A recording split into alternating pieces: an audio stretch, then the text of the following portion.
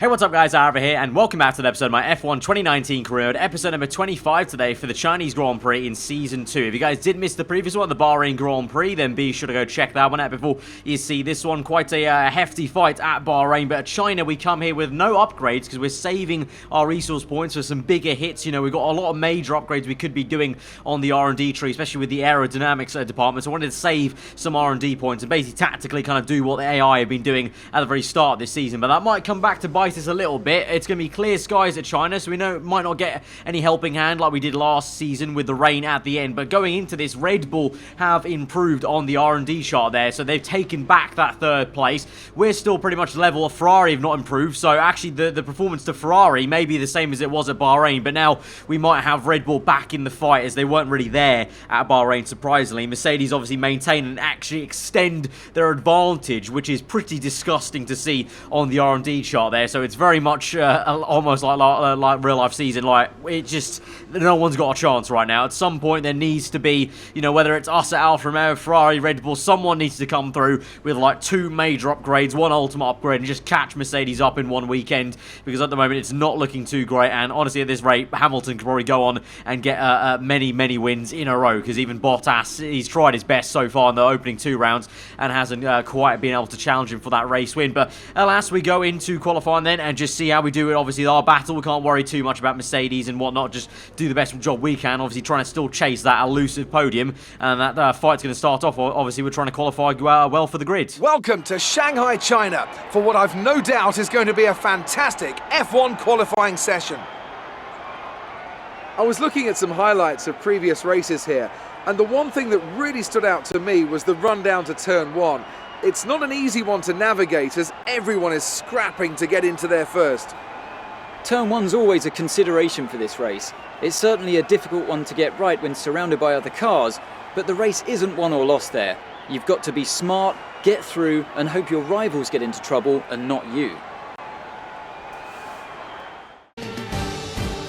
Nice to be right on board now on our first final lap in Q1 then. Of course, last season we had a bit of trouble around China, and generally in terms of pace, qualifying wasn't great, and then race pace was even more shocking really at the very start of the Grand Prix, and we only got saved last season by the rain at the end, but of course that was pre-patch era, and so if there's any rain this weekend it probably won't help us that much. But one thing that obviously has changed is, of course, yeah, the last time we came into China it was with the kind of the lesser downforce handling, if you will, in the high-speed corners, and definitely you could tell, especially in the S section here in Sector 2, the car was a bit more responsive. I had to kind of tweak the setup mid-qualifying though, and I found I needed to bump up the front wing by one more click that I started with on that first run, and you can see we only just get through into Q2, so worrying times in Q1 was not, you know, both my laps weren't particularly amazing there. Raikkonen does a madness and tops Q1, so that was a bit weird, and so I don't know what went on there. I don't know if it's a mixture of the simulation glitches as well with the AI going through. I'm just not sure, but I had no idea how I was going to match Raikkonen there. Going into Q2 then, we did do that adjustment on the front wing, so we got one more click of downforce on the front wing to try and help us get the nose in there. That might unsettle the car though come race day, but of course that front wing's not part of Parc Ferme, so we could actually probably adjust that back down come race day just to give ourselves a bit more balance on heavier fuel, but we'll kind of see how it goes. And first and foremost, just concentrate on trying to get through into Q3. It's P7 as we cross the line, and thankfully we do get in, but again just by the skin of our teeth. So two sessions in a row literally with the last position that gets us to the next session there. P10, Raikkonen again in P3. I don't know what on earth he's doing in the car, what his setup is, what miracle setup he's got compared to myself, but I definitely need to try and do some homework and try and kind of I don't know, copy or steal his setup basically, because right now I don't have the same sort of pace that he's shown in the car so far. And of course, because we used two sets of soft tyres in Q1, I can only have this one flying lap in Q3, so everyone's already set one time. I'm in the middle of the session basically where no one else is really on track, so I've got plenty of clean air. But you can see there a bit of understeer going a bit wide, probably loses some time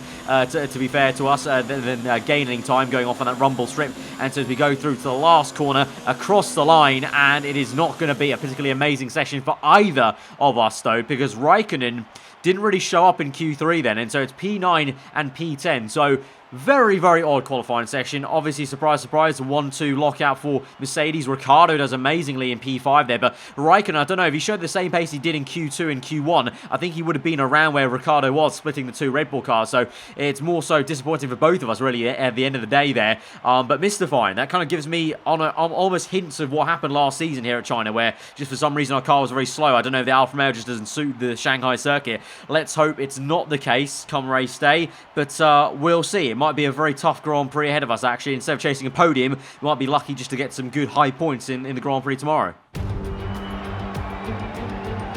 It's time to find out which driver is up to the task of claiming the Chinese Grand Prix. We're here in Shanghai. We start a lap here at Shanghai with the long, difficult right-handers of turns 1 and 2, the first of 16 corners that make up this 3.3-mile circuit. The incredibly long back straight provides the best passing opportunity of the lap, with speeds in excess of 200 miles per hour before the braking zone of turn 14.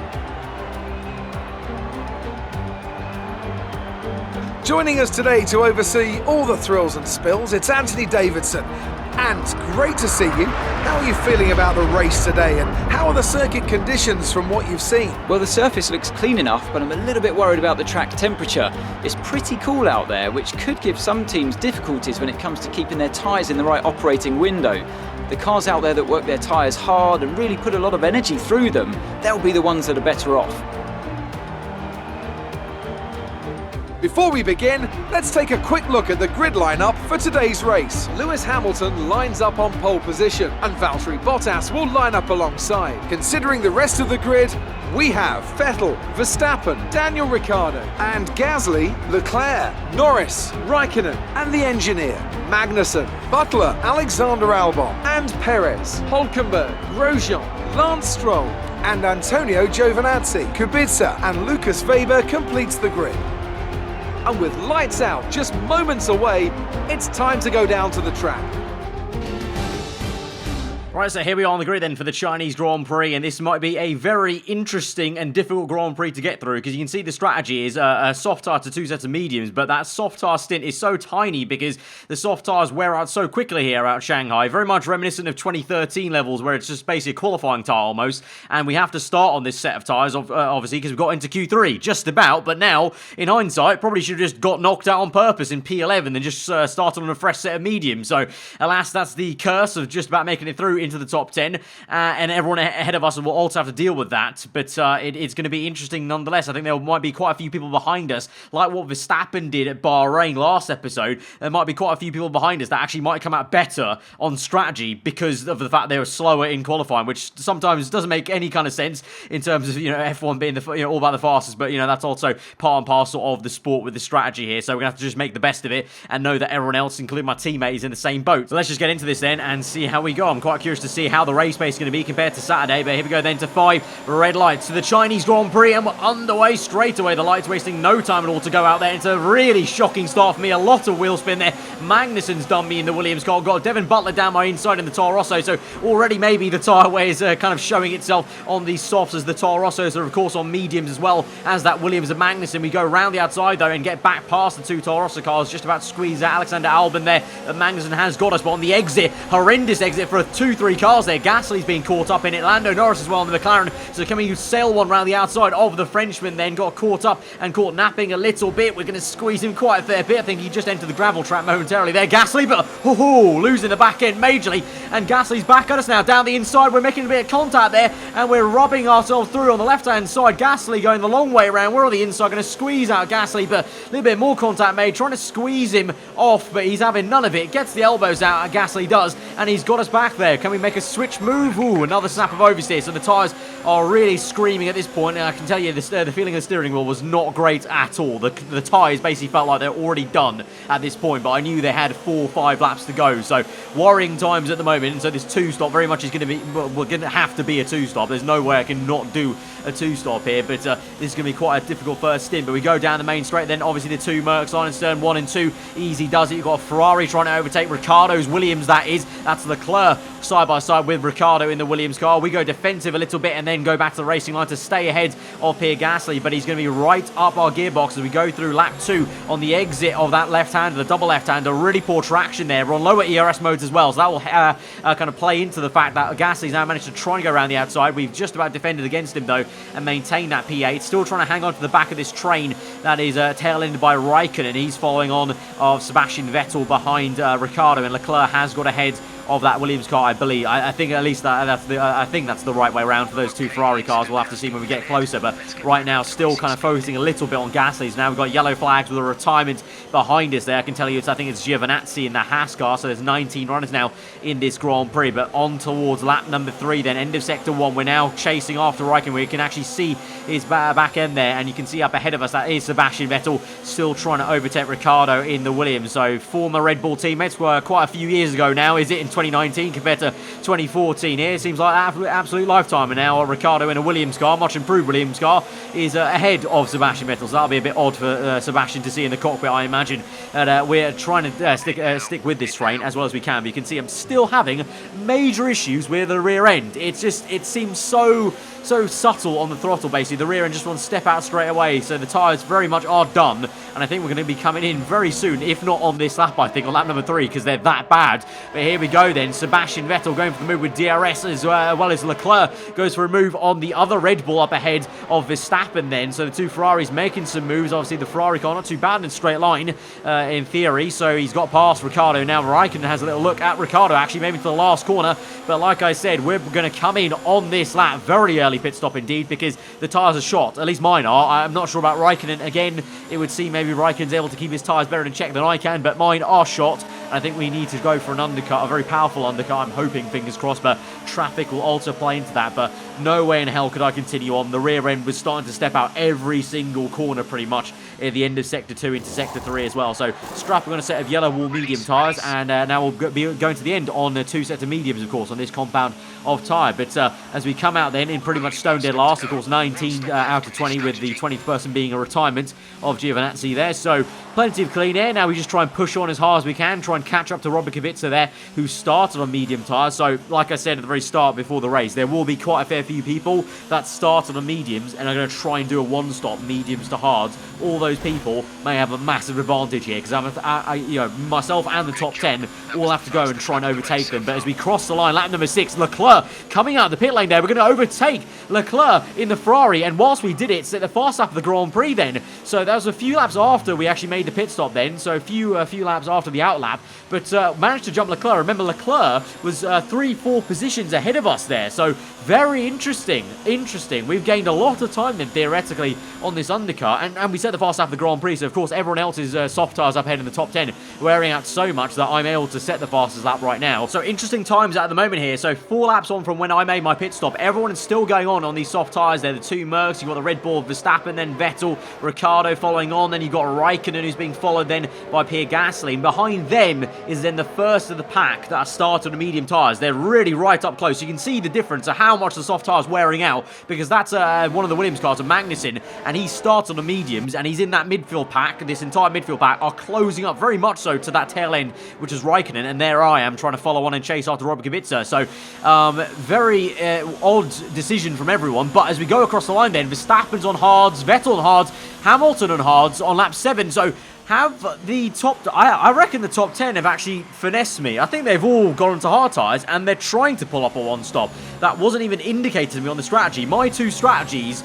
were both involving 2 stops. So my engineers completely missed a 1 stop that could have been made possible, as we now go down the inside and overtake Robert Kubica, though. Still have good pace on the mediums. So at least that's one thing I've got going for me, is I still have the fast lap of the Grand Prix with me. I've still got some raw pace, but I have to now make an extra pit stop compared to pretty much everyone here, because all these guys are yet to make a pit stop, and the guys behind me who have pit with me in the top 10, they're all on hard tyres, and it looks like they might be going to the end of the Grand Prix, and my engineers completely missed that strategy as a possibility. So very frustrating at the moment, confusing more than anything. So we go down the inside, Lucas Weber then in the other Renault, former F2 teammate, and we're up into P9 then, but Weber showing some good pace actually to kind of stick with the Racing Point car in this entire gaggle ahead of us, of also Sergio Perez in the McLaren Albon, and then Grosjean in the Haas. But can we try and overtake these four guys hopefully quite swiftly in the next lap or two, because then we need to use that clean air ahead of them to push on, because now I know I need to make up one entire pit stop here in this entire Grand Prix. So for a second I thought I just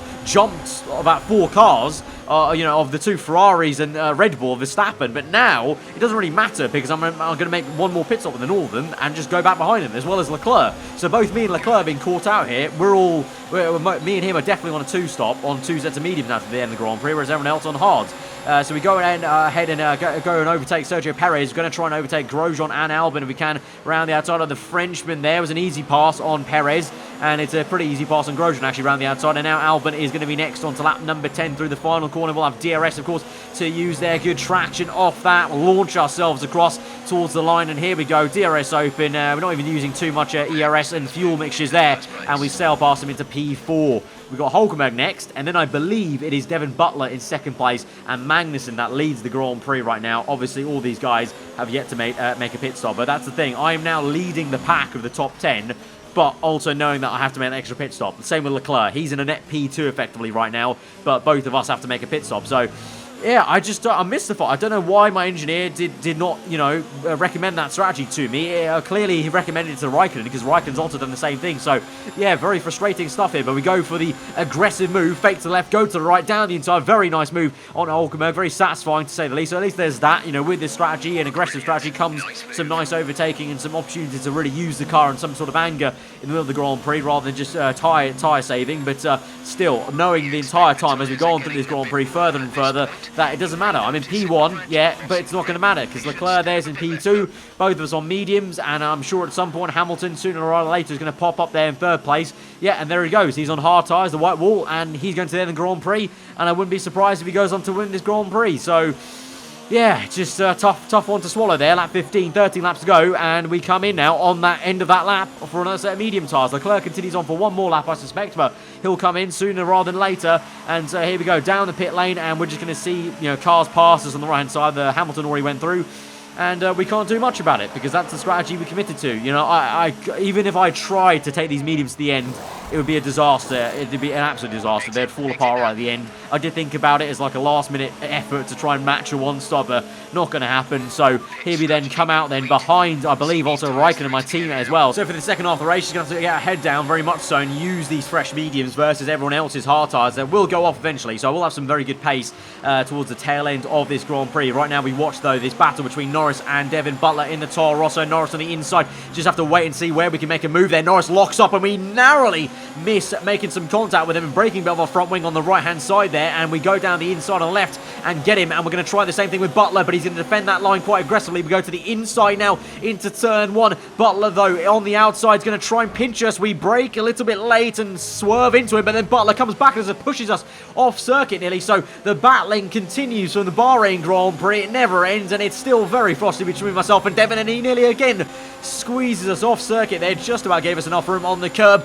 but he comes back at this and outbrakes us round the outside. We're very cautious in that brake zone there, don't want to lock up, and he's got the exit on the left hand side. We get the power down a bit earlier than he can, and we're going to power pass through, and thankfully the Alfa Romeo has better straight line speed and acceleration compared to that Toro Rosso, and we're finally up into P8. But very much again the tension was in the air, and it was a very similar vibe to what was at the Bahrain Grand Prix, but we're past him, and now we can chase after our teammate Raikkonen on the hard tyres, and again a few other people ahead of us all on hards, but we should have the pace to get past these guys and then move on to some better points here. But at the moment, to be fair, we're not too bad. I mean, it's still okay points right now. Where are we? Like P8, I think we are, as we go ahead and overtake Raikkonen in a straight line. DRS open, yeah, P8. Guessed it correctly there without the heads-up display. Now up into P7.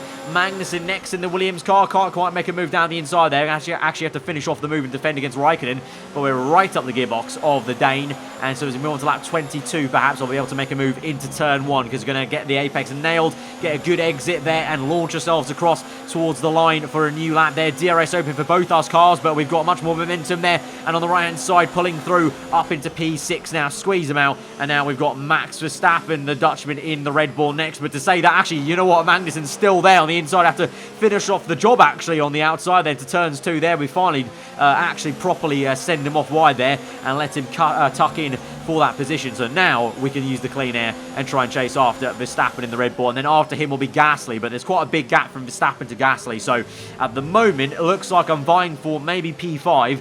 Potentially, if I get lucky towards the end of the Grand Prix, if Gasly's tyres go off enough, maybe, surprise, surprise, another P4. We'll have to see. But right now, just focus on P5. It's a good exit off that left-hander, and we're going to send one to the inside of Verstappen there, and he's going to try and pinch us through, but we're going to get the good exit. You can see the tyre wear difference between myself and Verstappen. No match as the Red Bull car, despite being probably just about the better car on paper going to this Grand Prix. Able to get him, and we're up into P5. And I mentioned maybe chasing after Gasly for P4. Well, we're here on the last lap of the Grand Prix. Unfortunately, it doesn't look like I could quite get that. It would be quite something, quite funny to get 3 P4s in a row at the start of the season to really hammer in the absence of a podium here. But alas, I don't think it'll be that, and it'll be P5 instead, because we've got DRS, but there's just not enough straight to catch up to that Red Bull. We are faster in a straight line, but you can see just as we get into the brake zone, we're going to have to slow down all the progress we just made. But Hamilton, on the last lap, very rudely steals my fast lap of the Grand Prix then and gets the win at the Chinese Grand Prix. So 3 wins in a row for Hamilton. Absolute dominance at the moment in Season 2 here for the Brit, but we're going to come across the line. P5.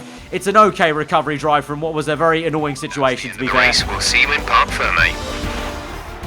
That's it for another Grand Prix and a fantastic win for Mercedes. Anthony Davidson, what helped them deliver this result, do you think? I'd say it was down once again to good, consistent driving, nailing the corners, working to the track conditions and perfecting the team's strategies. They got all of these things right today, and the results speak for themselves.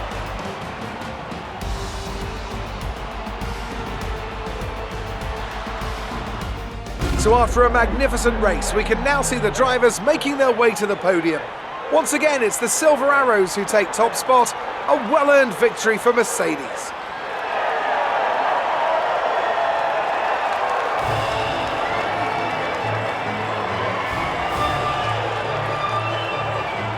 So that was definitely a tough Grand Prix to come back from, and I think we did a great job, though, all things considered, because Leclerc didn't even get into the points-paying positions then in the end with that 2-stop that he did. So I think we can count ourselves lucky that, we still got a decent amount of clean air and are able to get past all that traffic quite swiftly to then catch up to the likes of Raikkonen, Magnussen and Verstappen to get them in the end. And so we still get a decent amount of points, but alas, again, it's not a podium, and that one felt a lot worse in terms of race pace. Even for Kimi, you could see there on that 1-stop of his, he was unable to really challenge. He came behind the Williams and Magnussen, so maybe some homework to do for our car. I mean, maybe not spending any points on any upgrade. They'd say if you're not going forwards, you are going backwards in Formula 1, so maybe that was the case, but now it means we've got a load of points to now spend in one go. So we're going to go ahead and purchase a major drag reduction update on the aero side of things. I was tempted for that rear downforce one, but I think our car's okay on downforce right now. I feel like we are lacking a bit of, just drag reduction, because at times it does feel like some other cars are a little bit quicker than us, and it would also allow me to maybe compromise a bit more on the wings potentially. And then I was also thinking about pure engine power and the ERS as well, because still right now ERS is a handful to manage in the race. I want to get to that point where it was kind of like at the end of F1 2018, where you're able to keep it in hot lap mode for a lot of laps consecutively to really get some good pace. Right now I'm constantly having to switch it every single sector, and so it can get a bit frustrating. So we're going to go for pure engine power on the minor upgrade there, and a minor upgrade on the ERS as well. So 3 upgrades in total, 2 of them coming next race for the Azerbaijan Grand Prix, and that major update on the aero coming for the Spanish Grand Prix. And hopefully at Baku we can purchase more upgrades to come at Spain there. But all in all, a bit of a testing Grand Prix, but you have those Grand Prix obviously over the course of the season. They're not all going to go your way, and I think we reacted quite well and drove as best we could really to recover those positions from the 2-stop to compared to everyone else's 1-stop. So guys, if you did enjoy that episode, there's some really great fighting out there. Be sure to hit that like button. Let me know what you thought in the comments below. If you are new around here, subscribe for weekly full-on content. I've been Aarava. Have a good day. I'll see you guys next time. Goodbye.